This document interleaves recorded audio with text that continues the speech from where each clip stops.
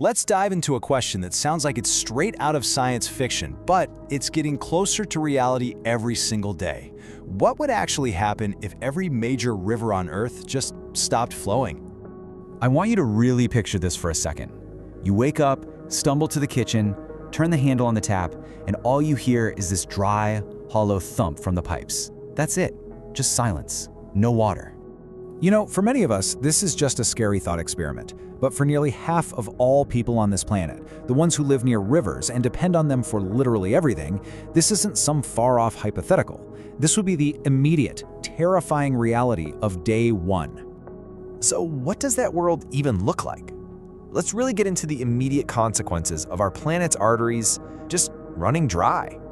Think about our greatest cities. I mean, so many of them were born on the banks of rivers for a very good reason. You've got Delhi on the Yamuna, Cairo on the Nile, Shanghai on the Yangtze. These huge, sprawling metropolises would, in an instant, become desperate, just gasping for the very resource that gave them life in the first place. Now here's the thing. Rivers don't just vanish overnight. It's not some sudden catastrophe. It's more like a slow, painful death, happening drop by drop. So what's actually causing this? Okay, so you can think of it like this. There are basically four main culprits, the four horsemen of a river's end. First up is climate change, and it has this really cruel twist. At first, the glaciers that feed rivers like the Indus and the Ganga start melting way too fast, causing these devastating floods. But then, they're gone, and the river's source is just starved. At the very same time, we're pulling out way too much water for our cities and farms, draining these arteries faster than nature can ever hope to refill them. Then there's deforestation, which just shatters the local rain cycle. It's a brutal, simple equation. And finally, we've kind of engineered our own disaster with these massive dams that block and divert rivers, turning what used to be vibrant downstream areas into barren deserts.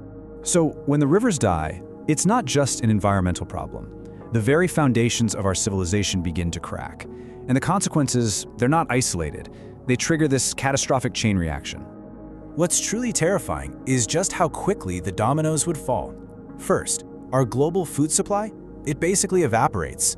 Agriculture uses a whopping 70% of all fresh water. So without rivers, irrigation stops, fields turn to dust. Almost immediately after that, the lights go out. Why? Because the turbines in thousands of hydropower dams just grind to a halt. And this triggers the most primal crisis of all, a desperate, panicked search for drinkable water, a resource that would instantly become more valuable than gold. And this crisis, it would create a whole new kind of displaced person, a term we'd all have to learn, the water refugee. We're talking millions, maybe even billions of people, forced to abandon their homes, not because of bombs or earthquakes, but because of thirst.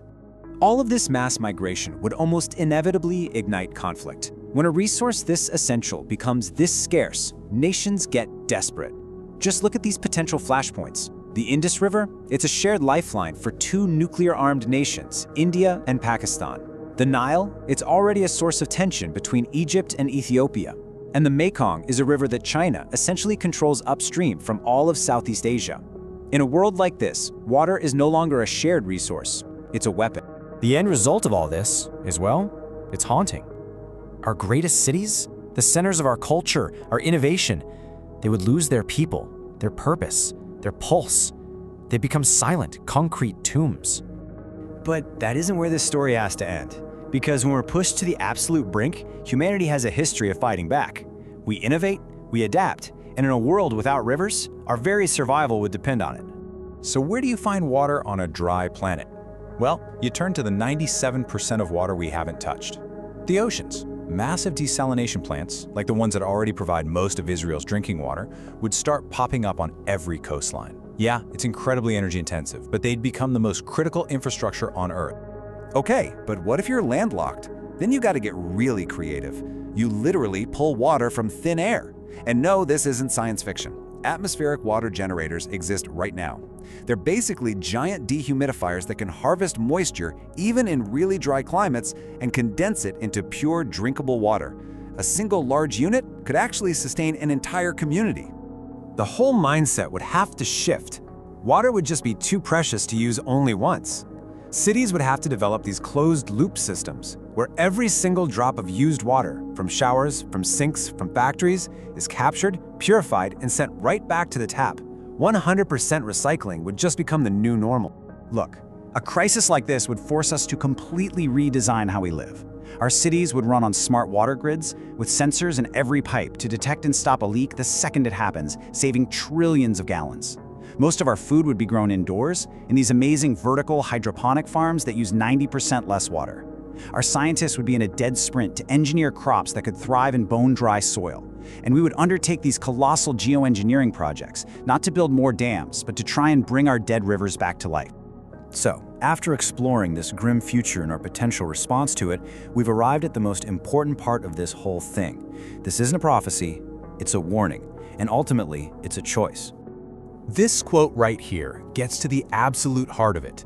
A river isn't just a physical thing, it's a living system, and we are a fundamental part of that system. Its death is only final when we give up on it.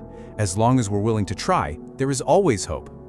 And that brings us to the final, critical question, doesn't it? We have the technology, the ingenuity to survive a world without rivers. But the conversation shouldn't be about how we'll cope with that disaster. It should be about how we prevent it from ever happening. So the real question isn't what will we do then, it's what are we doing now?